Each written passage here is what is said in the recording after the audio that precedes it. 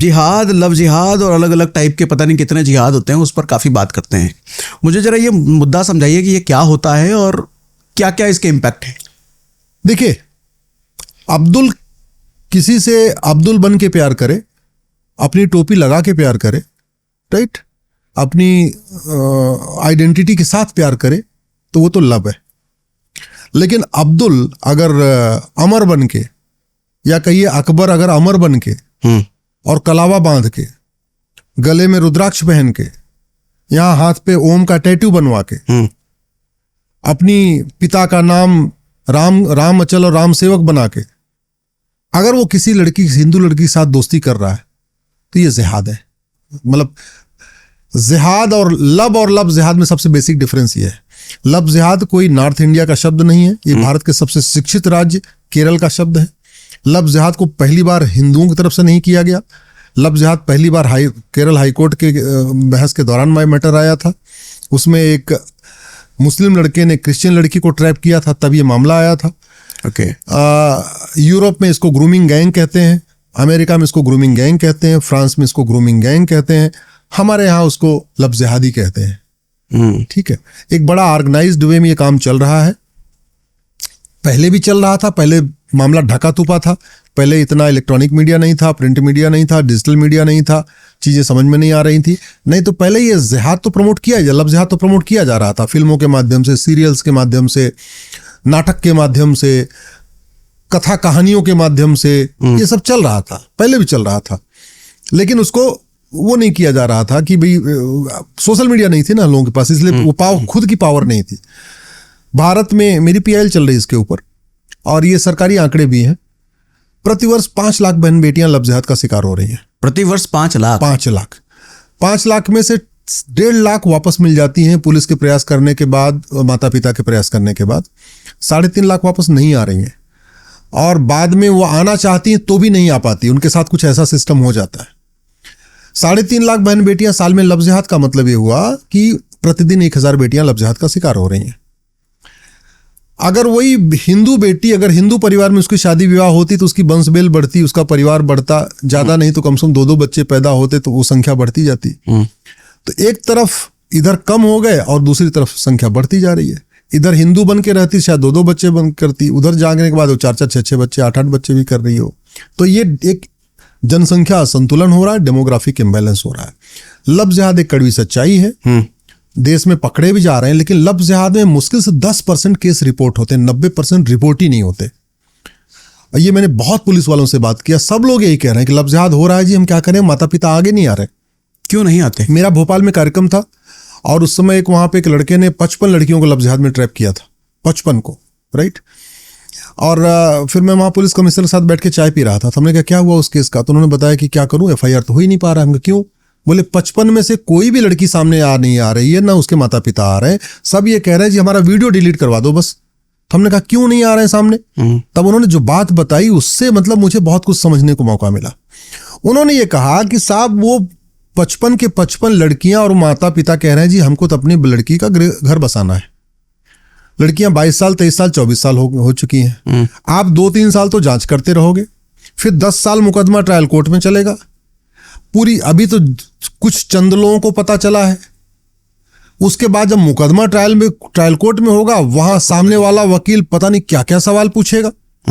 हमारे पास कोई एविडेंस तो है नहीं, क्योंकि वो तो चोरी चोरी छुपके हुआ है। तो कोई लड़की के पास कोई एविडेंस भी नहीं होता है, वो तो बेचारी अच्छे मन से करती है, तो कोई एविडेंस इकट्ठा नहीं करती है। लड़का तो वीडियो बना रहा है, सब कुछ बना रहा है। अब वो कह रहे हैं जी 3 साल जांच होगी, 10 साल ट्रायल चलेगा, फिर 10 साल हाई कोर्ट में ट्रायल चलेगा, फिर वो 10 साल सुप्रीम कोर्ट में मुकदमा चलेगा।